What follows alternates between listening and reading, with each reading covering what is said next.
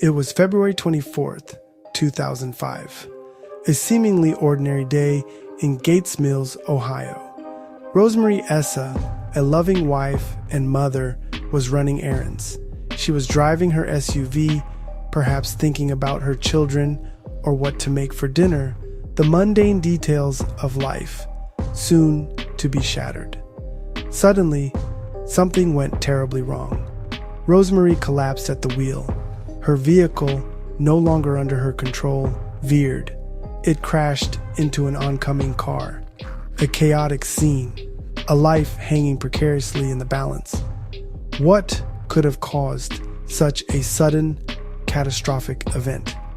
It was a question that would soon haunt an entire community, and indeed, a family. Emergency responders rushed to the scene. They found Rosemary unconscious. The initial thoughts might have been a heart attack, a stroke, some unforeseen medical emergency. She was rushed to the hospital, but it was too late. Rosemary Essa was pronounced dead, a vibrant life extinguished in an instant. Her husband, Dr. Yazid Essa, an emergency room physician himself, would soon be notified. He worked in the very world of saving lives.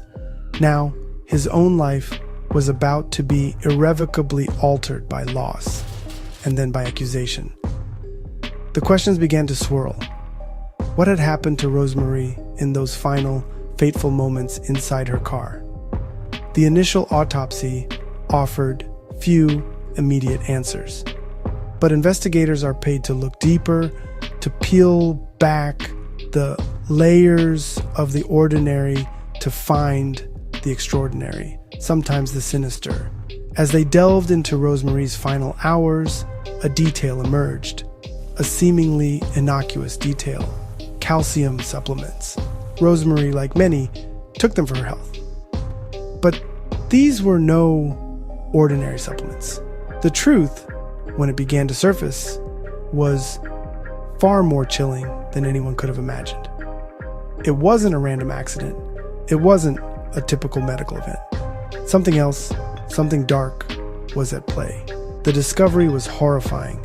Cyanide, a deadly poison found laced within Rosemary's calcium pills. This wasn't an accident. This was murder, a deliberate, calculated act. The focus of the investigation sharpened almost immediately. Who would want to kill Rosemary Essa? Who had the means, the motive, the opportunity?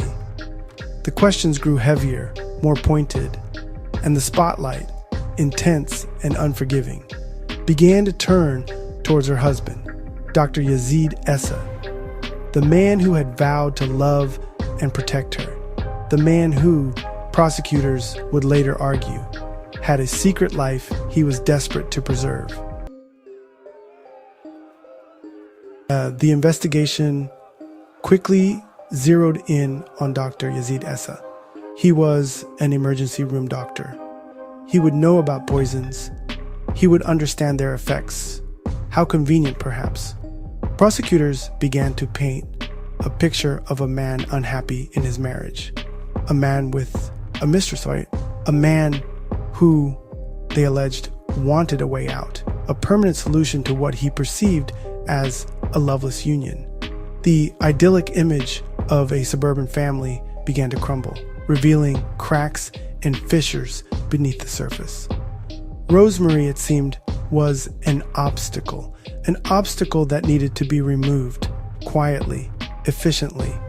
As suspicion mounted, Dr. Essa made a decision that spoke volumes. He fled, not just out of town, but out of the country. Dude was running. He went to Lebanon, his ancestral homeland. It was a move that screamed guilt to many. Why run if you have nothing to hide? Why abandon your children, your life, if you are innocent? His flight added another layer of intrigue, another dramatic twist to an already shocking case. He was now a fugitive, a man on the run, with the specter of his wife's poisoning chasing him across continents. The international manhunt was on. The authorities, however, were relentless. The pursuit of Dr. Essa continued. He was eventually located, not in Lebanon, but in Cyprus. The wheels of justice, though sometimes slow, grind persistently. An extradition process began, a legal battle fought across international borders to get this mother trucker. For 2 long years, Dr. Essa fought his return to the United States. He fought to stay free. But in 2009, his fight ended. He was brought back to Ohio, back to face the charges, back to face the family of the wife he was accused of murdering in such a cold, calculated manner. The stage was set for a trial. The evidence against him seemed compelling. The cyanide-laced pills, his knowledge of medicine, his alleged affair, his flight from the country, each piece a part of a damning puzzle. Investigators had meticulously pieced together a timeline, a narrative of betrayal and deadly intent. They believed they had their man, the man who had used his medical knowledge not to heal, but to kill. The community watched, captivated, and horrified. How could a doctor, sworn to do no harm, commit such an act against his own wife, the mother of his children? The trial of Dr. Yazid Essa began in 2010. It was a spectacle. The courtroom buzzed with anticipation. Reporters packed the galleries. The prosecution laid out its case, methodically, deliberately. They spoke of a man desperate to be with his mistress, a nurse with whom he worked. This mistress took the stand. Her testimony was riveting. She revealed that Dr. Essa had asked her, even before Rosemary's death, a chilling question.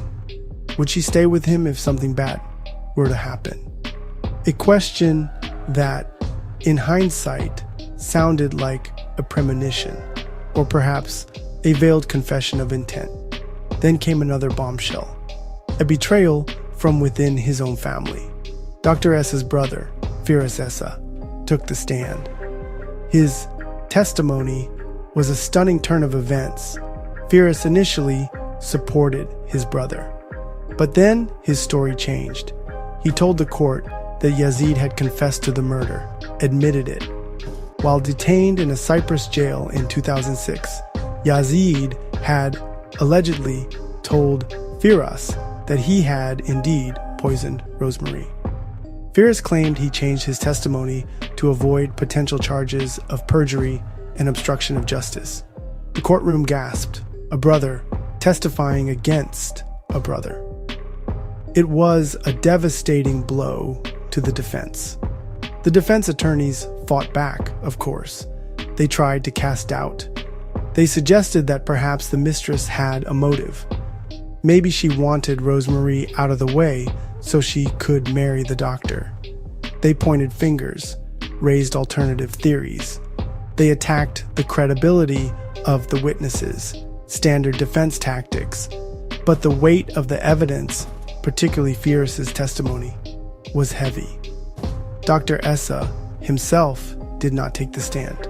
He remained silent, his face often betraying little emotion, even as damning details of his alleged actions were laid bare before the jury and the world. The jurors listened intently. They were presented with the physical evidence, including one of the cyanide-laced calcium pills. They requested to see it during deliberations. They wanted to understand how such a pill could be tampered with, how the poison could have been introduced. They were wrestling with the mechanics of the crime, the cold, hard facts. But they were also observing the defendant, his demeanor, his apparent lack of reaction, even when photos of his deceased wife and his children were shown. This detachment, this emotional vacuum, did not go unnoticed. It left a lasting impression. The jury deliberated. The fate of Dr. Yazid Essa hung in the balance. Then they returned. The verdict was guilty. Guilty of aggravated murder. Rosemary Essa's family, who had endured years of pain and uncertainty, expressed their relief, their delight that justice, in their eyes, had finally been served. The man who had taken their beloved Rosemary from them was now facing the consequences.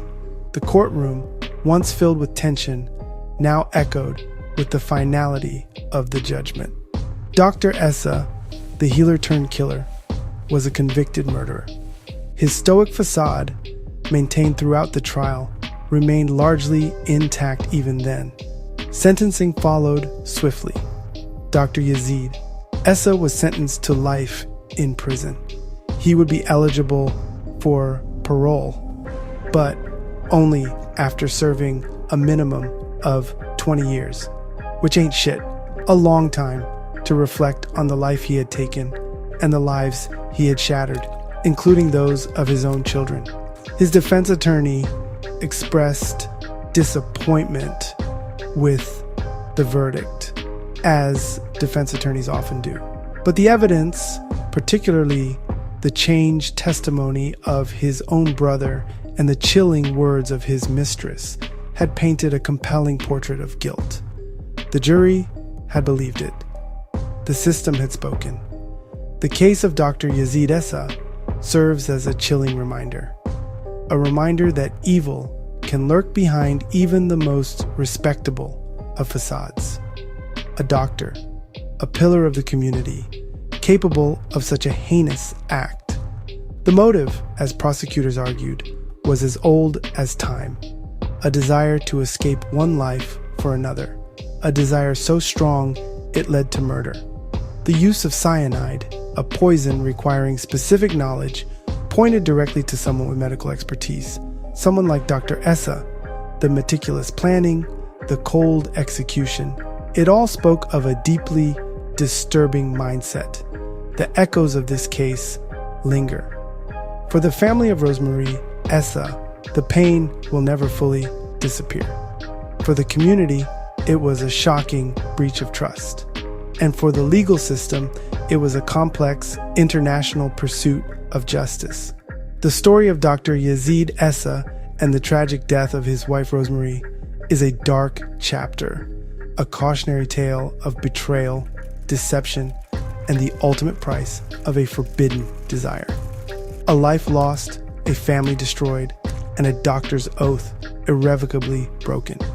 The quiet suburban streets of Gates Mills will forever bear the scar of this shocking crime.